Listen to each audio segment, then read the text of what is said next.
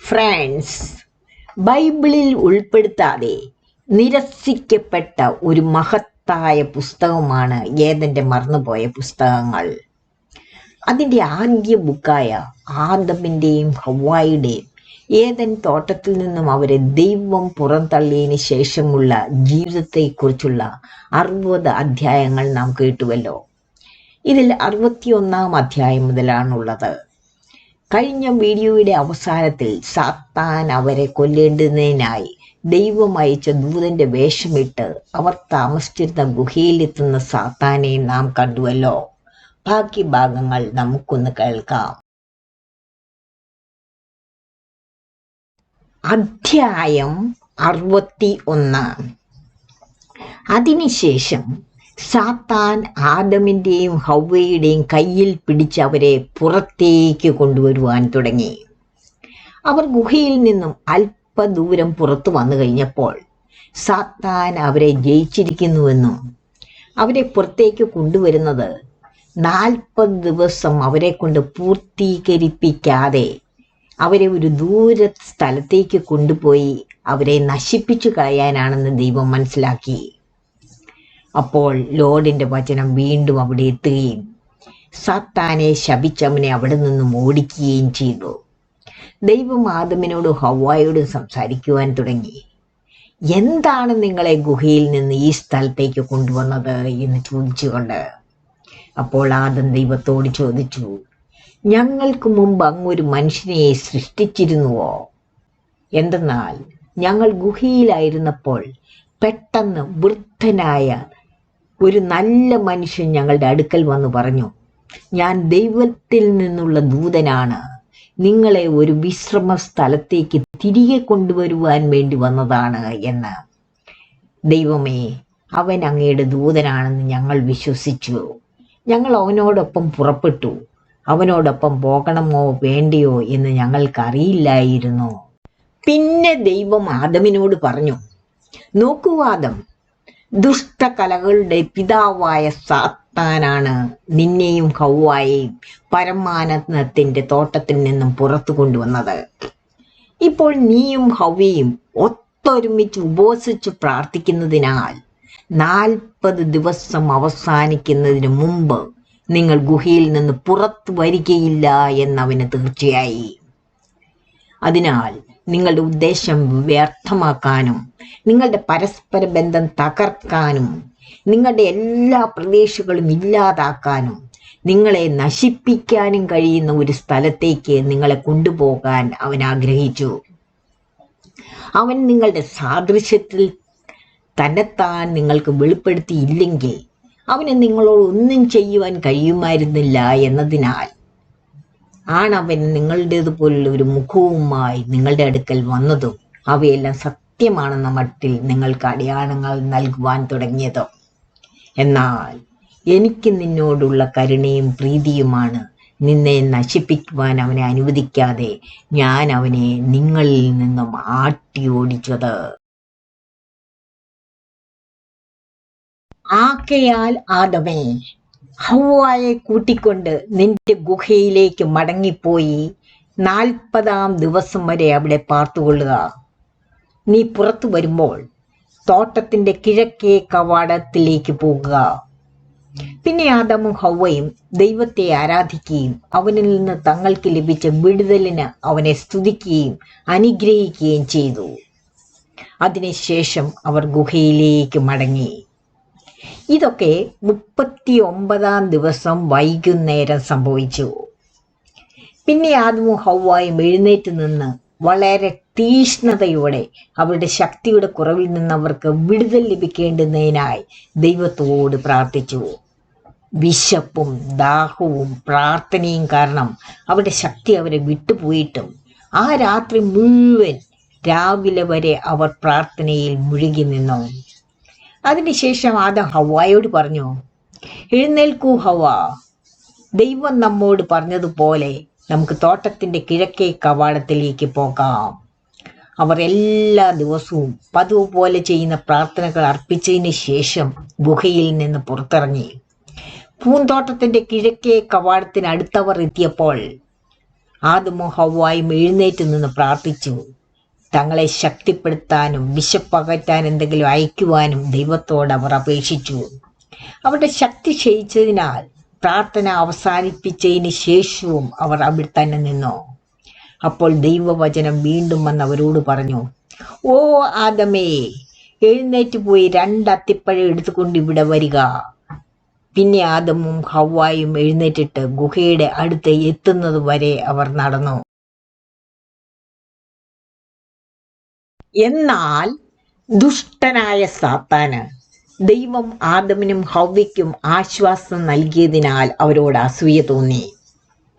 അതിനാൽ അവൻ അവരെ അതിൽ നിന്നും തടഞ്ഞു. അവൻ ഗുഹയിൽ കയറി ആ 2 അത്തിപ്പഴങ്ങൾ എടുത്ത് ആദാമും ഹവ്വയും കണ്ടെത്താതിരിക്കുവാൻ ഗുഹയ്ക്ക് പുറത്ത് കുഴിച്ചിട്ടു.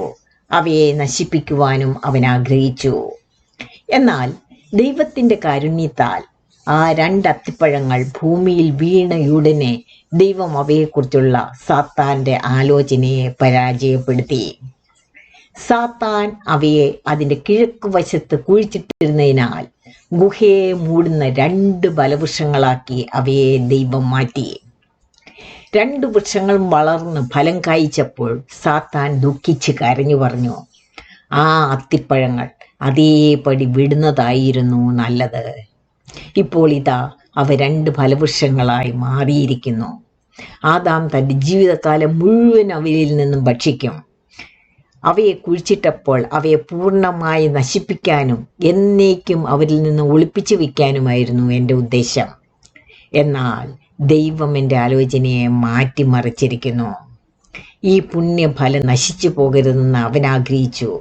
അവൻ എൻ്റെ ഉദ്ദേശം വെളിപ്പെടുത്തുകയും അവൻ്റെ ദാസന്മാർക്കെതിരെ ഞാൻ രൂപപ്പെടുത്തിയ ആലോചനയെ പരാജയപ്പെടുത്തുകയും ചെയ്തിരിക്കുന്നു. തൻ്റെ തന്ത്രം പൊളിഞ്ഞു പോയതിൽ ലജ്ജിച്ചു പോയ സാത്താൻ അവിടെ നിന്നും പോയി. അധ്യായം 63. എന്നാൽ ആദമും ഹവ്വായും ഗുഹയ്ക്ക് സമീപം എത്തിയപ്പോൾ പഴങ്ങൾ നിറഞ്ഞ 2 അത്തിമരങ്ങൾ ഗുഹയ്ക്ക് തണലായി നിൽക്കുന്നത് കണ്ടു. പിന്നെ ആദം ഹവ്വായോട് പറഞ്ഞു, നമുക്ക് വഴിതെറ്റിപ്പോയി എന്ന് എനിക്ക് തോന്നുന്നു. ഈ 2 മരങ്ങൾ എപ്പോഴാണ് ഇവിടെ വളർന്നത്? ശത്രു നമ്മെ വഴിതെറ്റിക്കുവാൻ ആഗ്രഹിക്കുന്നുവെന്ന് എനിക്ക് തോന്നുന്നു. നീ എന്തു പറയുന്നു? ഭൂമിയിൽ ഇതിനുപരിയായി വേറൊരു ഗുഹയുണ്ടോ? എന്നാലും ഹവ്വ, നമുക്ക് ഗുഹയിൽ കയറി അതിൽ 2 അത്തിപ്പഴങ്ങൾ ഉണ്ടോ എന്നൊന്ന് നോക്കാം. കാരണം ഇത് നമ്മൾ താമസിച്ചിരുന്ന ഗുഹ തന്നെയാണ്. എന്നാൽ അതിൽ 2 അത്തിപ്പഴങ്ങൾ കണ്ടെത്തിയില്ലെങ്കിൽ അത് നമ്മുടെ ഗുഹയാകാൻ സാധ്യതയുമില്ല. അവർ ഗുഹയിൽ പ്രവേശിച്ച് അതിൻ്റെ 4 മൂലകളും പരിശോധിച്ചുവെങ്കിലും അവർക്ക് ആ 2 അത്തിപ്പഴങ്ങൾ കണ്ടെത്തുവാൻ കഴിഞ്ഞില്ല.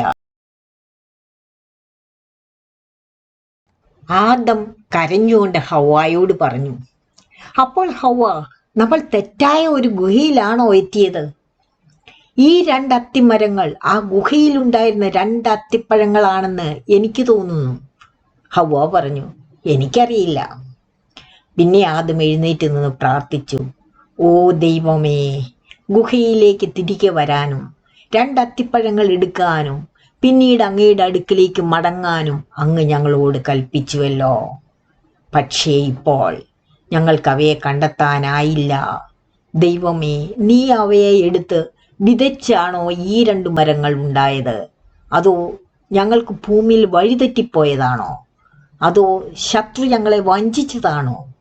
ഇത് യഥാർത്ഥമാണെങ്കിൽ ദൈവമേ, ഈ 2 മരങ്ങളുടെയും 2 അത്തിപ്പഴങ്ങളുടെയും രഹസ്യം ഞങ്ങൾക്ക് വെളിപ്പെടുത്തി തരണമേ. അപ്പോൾ ദൈവവചനം വന്ന ആദമിനോട് പറഞ്ഞു, ഓ ആദമേ, അത്തിപ്പഴങ്ങൾ കൊണ്ടുവരാൻ ഞാൻ നിന്നെ അയച്ചപ്പോൾ സാത്താൻ നിനക്കു മുമ്പേ ഗുഹയിലേക്ക് പോയി. അത്തിപ്പഴങ്ങൾ അവനെടുത്ത് ഗുഹയുടെ കിഴക്ക് ഭാഗത്ത് കുഴിച്ചിട്ടു. അവയെ നശിപ്പിക്കാൻ ഉദ്ദേശിച്ച് അവനത് നല്ല ഉദ്ദേശത്തോട് വിതച്ചതല്ല. ഈ മരങ്ങൾ ഒറ്റയടിക്ക് വളർന്നത് അവൻ നിമിത്തം മാത്രമല്ല, നിന്നോടുള്ള എൻ്റെ കരുണ അതെന്നെ അവരോട് വളരുവാൻ കൽപ്പിക്കുവാൻ ഇടയാക്കുകയും 2 വലിയ മരങ്ങളായി അവ വളരുകയും ചെയ്തു.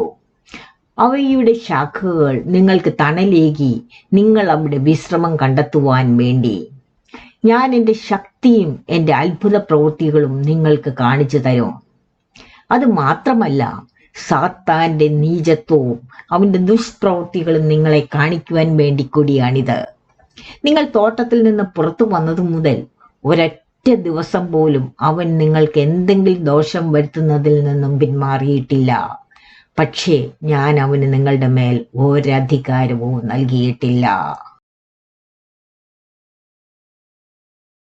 ദൈവം അവരോട് പറഞ്ഞു, ഇനി മുതൽ ആദമേ, നീയും ഹൗവായും ഈ വൃക്ഷങ്ങളാൽ സന്തോഷിക്കുക. ക്ഷീണിക്കുമ്പോൾ അവയ്ക്കടിയിൽ വിശ്രമിക്കുക. എന്നാൽ അവയുടെ ഫലം തിന്നരുത്, അവയെ സമീപിക്കുകയും അരുത്. അപ്പോൾ ആദം കരഞ്ഞുകൊണ്ട് ചോദിച്ചു, ദൈവമേ, അങ്ങ് വീണ്ടും ഞങ്ങളെ കൊല്ലുമോ? അതോ അങ്ങയുടെ മുന്നിൽ നിന്ന് ഞങ്ങളെ ആട്ടി ഓടിക്കുമോ? ഭൂമുഖത്തു നിന്ന് തന്നെ ഞങ്ങളുടെ ജീവൻ ഛേദിച്ചു കളയുമോ? ദൈവമേ, ഈ മരങ്ങളിൽ മരണമോ മറ്റേതെങ്കിലും തിന്മയോ ഉണ്ടെന്ന് അങ്ങേക്കറിയാമെങ്കിൽ അവയെ ഞങ്ങളുടെ ഗുഹയ്ക്ക് സമീപം നിന്ന് വേരോടെ പിഴുതെറിഞ്ഞ് ഉണക്കിക്കളയണമേ. ആദ്യത്തേതുപോലെ ഞങ്ങളെ ചൂടും വിശപ്പും ദാഹവും കൊണ്ട് മരിക്കാൻ വിടണമേ എന്ന് ഞാൻ അപേക്ഷിക്കുന്നു. ദൈവമേ, അങ്ങയുടെ അത്ഭുത പ്രവൃത്തികൾ മഹത്തരമാണെന്നും അങ്ങയുടെ ശക്തിയാൽ ഒരു വസ്തുവിനെ മറ്റൊന്നിൽ നിന്ന് ആരുടെ ഇഷ്ടം നോക്കാതെ പുറത്തു കൊണ്ടുവരാൻ കഴിയുമെന്നും ഞങ്ങൾക്കറിയാം. അങ്ങയുടെ ശക്തിക്ക് പാറകളെ മരങ്ങളാക്കാനും മരങ്ങളെ പാറകളാക്കാനും കഴിയും. അധ്യായം 64. പിന്നെ ദൈവം ആദമിനെയും അവന്റെ മനസ്സിന്റെ ശക്തിയെയും വിശപ്പിലും ദാഹത്തിലും ചൂടിലുമുള്ള അവന്റെ സഹിഷ്ണുതയെയും നോക്കിക്കണ്ടു. ദൈവം ആ 2 അത്തിവൃക്ഷങ്ങളെ ആദ്യത്തതുപോലെ 2 അത്തിപ്പഴങ്ങളാക്കി മാറ്റി. തുടർന്ന് ആദമിനോടും ഹവ്വായോടും പറഞ്ഞു, നിങ്ങൾക്ക് ഓരോരുത്തർക്കും ഓരോ അത്തിപ്പഴം എടുക്കാം. ദൈവം കൽപ്പിച്ചതുപോലെ അവർ ഓരോന്ന് വീതം എടുത്തു. ദൈവം അവരോട്, നിങ്ങൾ മരിക്കാതിരിക്കേണ്ടതിനായി ഗുഹയിൽ ചെന്ന് അത്തിപ്പഴം തിന്ന് വിശപ്പടക്കുവീൻ എന്ന് പറഞ്ഞു. അങ്ങനെ ദൈവം അവരോട് കൽപ്പിച്ചതുപോലെ സൂര്യൻ അസ്തമിക്കാറായ സമയത്ത് അവർ ഗുഹയിലേക്ക് പോയി. സൂര്യൻ അസ്തമിക്കുന്ന സമയത്ത് ആദമും ഹവ്വായും എഴുന്നേറ്റ് നിന്ന് പ്രാർത്ഥിച്ചു. പിന്നെ അവർ അത്തിപ്പഴം തിന്നാനിരുന്നു. പക്ഷെ അത് എങ്ങനെ കഴിക്കണമെന്ന് അവർക്കറിയില്ലായിരുന്നു. കാരണം അവർ ഭൗമിക ഭക്ഷണം കഴിച്ച് ശീലിച്ചിട്ടില്ലായിരുന്നു. അവർ അത് ഭക്ഷിച്ചാൽ അവരുടെ വയറിന് ഭാരം കൂടുമെന്നും അവരുടെ മാംസം കട്ടിയാകുമെന്നും അവരുടെ ഹൃദയങ്ങൾ ഭൗമിക ഭക്ഷണം ഇഷ്ടപ്പെടുന്നതായി തീരുമെന്നും അവർ ഭയപ്പെട്ടു. എന്നാൽ അവർ അങ്ങനെ ഇരിക്കുമ്പോൾ മനസ്സലിഞ്ഞ ദൈവം വിശപ്പും ദാഹവും കൊണ്ട് അവർ മരിക്കാതിരിക്കാൻ തന്റെ ദൂതനെ അവരുടെ അടുക്കൽ അയച്ചു. ദൂതൻ ആദമിനോടും ഹവ്വായോടും പറഞ്ഞു, മരണം വരെ ഉപവസിക്കുവാനുള്ള ശക്തി നിങ്ങൾക്കില്ലെന്ന് ദൈവം നിങ്ങളോട് അരുളി ചെയ്യുന്നു. അതിനാൽ നിങ്ങൾ തിന്നുകയും ശരീരത്തെ ശക്തിപ്പെടുത്തുകയും ചെയ്യുക. കാരണം നിങ്ങൾ ഇപ്പോൾ മൃഗങ്ങളുടെ മാംസമാകുന്നു. ഭക്ഷണപാനീയങ്ങളില്ലാതെ നിലനിൽക്കുവാൻ നിങ്ങൾക്ക് കഴിയുകയില്ല. അപ്പോൾ ആദമും ഹവ്വായും അത്തിപ്പഴം എടുത്ത് തിന്നുവാൻ തുടങ്ങി. എന്നാൽ ദൈവം അവയിൽ രുചികരമായ അപ്പത്തിൻ്റെയും രക്തത്തിൻ്റെയും മിശ്രിതം ചേർത്തിരുന്നു. പിന്നെ ദൂതൻ ആദമിനെയും ഹവ്വായെയും വിട്ടുപോയി. അവർ വിശപ്പടക്കുവോളം അത്തിപ്പഴം തിന്നു. പിന്നെ അവശേഷിച്ചത് അവർ മാറ്റിവെച്ചു. ദൈവം അവരെ അനുഗ്രഹിച്ചതിനാൽ ദൈവത്തിന്റെ ശക്തിയാൽ അത്തിപ്പഴം മുമ്പത്തെ പോലെ മുഴുവൻ ഒരു പഴമായി മാറി. അതിനുശേഷം ആദമും ഹവ്വായും എഴുന്നേറ്റ് സന്തോഷഭരിതമായ ഹൃദയത്തോടും പുതുക്കപ്പെട്ട ശക്തിയോടും കൂടി പ്രാർത്ഥിച്ചു. ആ രാത്രി മുഴുവൻ ദൈവത്തെ സ്തുതിക്കുകയും സന്തോഷിക്കുകയും ചെയ്തു. 83-ാം ദിവസത്തിന്റെ അവസാനമായിരുന്നു അത്. അധ്യായം 65. നേരം വെളുത്തപ്പോൾ അവർ എഴുന്നേറ്റ് പതിപോലെ പ്രാർത്ഥിച്ചതിന് ശേഷം ഗുഹയിൽ നിന്നും പുറത്തിറങ്ങി. എന്നാൽ പരിചിതമല്ലാത്ത ഭക്ഷണം കഴിച്ചതിനാൽ തങ്ങൾക്ക് വലിയ ബുദ്ധിമുട്ട് അനുഭവപ്പെടുന്നു എന്നവർ പരസ്പരം പറഞ്ഞുകൊണ്ട് ഗുഹയിൽ ചുറ്റി നടന്നു. ഭക്ഷണം കഴിച്ചത് കൊണ്ട് നമുക്ക് ഈ വേദന വരാൻ എന്താണ് സംഭവിച്ചത്? നമുക്കയ്യോ കഷ്ടം, നമ്മൾ മരിക്കും. ഭക്ഷണം കഴിച്ചതിനേക്കാൾ മരിക്കുന്നത് തന്നെയാണ് നല്ലത്. നമ്മുടെ ശരീരത്തെ ഭക്ഷണം കൊണ്ട് മലിനമാക്കുന്നതിനേക്കാൾ ശുദ്ധമായി സൂക്ഷിക്കുന്നതാണ് നല്ലത്. അപ്പോൾ ആദം ഹവ്വായോട് പറഞ്ഞു, ഈ വേദന തോട്ടത്തിൽ വെച്ച് നമുക്ക് വന്നിട്ടില്ല. നാം ഇത്തരം മോശം ഭക്ഷണം അവിടെ കഴിച്ചിട്ടുമില്ല. ഹവ്വ, ദൈവം നമ്മുടെ ഉള്ളിലുള്ള ഭക്ഷണത്തിലൂടെ ഒരു മഹാമാരി നമ്മിൽ ബാധിപ്പിക്കുമെന്നോ നമ്മുടെ ഉള്ളു പുറത്തു വരുമെന്നോ അതോ ദൈവം നമ്മോടുള്ള തൻ്റെ വാഗ്ദാനം നിറവേറ്റുന്നതിന് മുൻപേ ഈ വേദനയാൽ നമ്മെ കൊല്ലാൻ ഉദ്ദേശിക്കുന്നുവെന്നോ നീ കരുതുന്നുണ്ടോ? അപ്പോൾ ആദം ലോർഡിനോട് അപേക്ഷിച്ചു, ഓ ലോർഡ്, ഞങ്ങൾ കഴിച്ച ആഹാരത്താൽ ഞങ്ങളെ നശിപ്പിച്ചു കളയരുതേ. ലോർഡ്, ഞങ്ങളെ അടിക്കരുതേ. അങ്ങയുടെ മഹാകരുണയാൽ ഞങ്ങളോട് ഇടപെടണമേ. അങ്ങ് ഞങ്ങൾക്ക് വാഗ്ദത്തം ചെയ്ത ദിവസം വരെ ഞങ്ങളെ ഉപേക്ഷിക്കുകയുമരുത്. അപ്പോൾ ദൈവം അവരെ നോക്കി. ഉടൻ തന്നെ ഭക്ഷണം കഴിപ്പാൻ തക്കവണ്ണം അവരെ ഒരുക്കി. നശിച്ചു പോകാതെ ഇന്നുവരെയും ഒരുക്കിയും ഇരിക്കുന്നു. പിന്നെ ആദാമും ഹവ്വായും തങ്ങളിൽ വന്ന മാറ്റത്താൽ ദുഃഖിതരായി കരഞ്ഞും കൊണ്ട് ഗുഹയിലേക്ക് മടങ്ങി. ആ നിമിഷം മുതൽ തങ്ങൾ മാറ്റപ്പെട്ട ജീവികളാണെന്ന് മനസ്സിലാക്കിയ അവർക്ക് തോട്ടത്തിലേക്ക് മടങ്ങാനുള്ള പ്രതീക്ഷ അസ്തമിച്ചു. അവർക്കതിൽ പ്രവേശിക്കുവാൻ ഇനി കഴിയുകയില്ല എന്നതും. അതുകൊണ്ടാണ് ഇപ്പോൾ അവരുടെ ശരീരങ്ങൾക്ക് വിചിത്രമായ പ്രവർത്തനങ്ങൾ ഉണ്ടായിരിക്കുന്നത്. നിലനിൽപ്പിന് ഭക്ഷണവും പാനീയവും ആവശ്യമുള്ള ജഡങ്ങളൊന്നും തോട്ടത്തിൽ ഉണ്ടായിരിക്കുകയില്ല. പിന്നെ ആദം ഹവ്വായോട് പറഞ്ഞു, ഇതാ നമ്മുടെ പ്രത്യാശയെല്ലാം ഇപ്പോൾ തകർന്നിരിക്കുന്നു. തോട്ടത്തിൽ പ്രവേശിക്കാമെന്നുള്ള നമ്മുടെ വിശ്വാസവും തകർന്നിരിക്കുന്നു. നാം ഇനി തോട്ടത്തിലെ നിവാസികളുടെ ഭാഗമല്ല.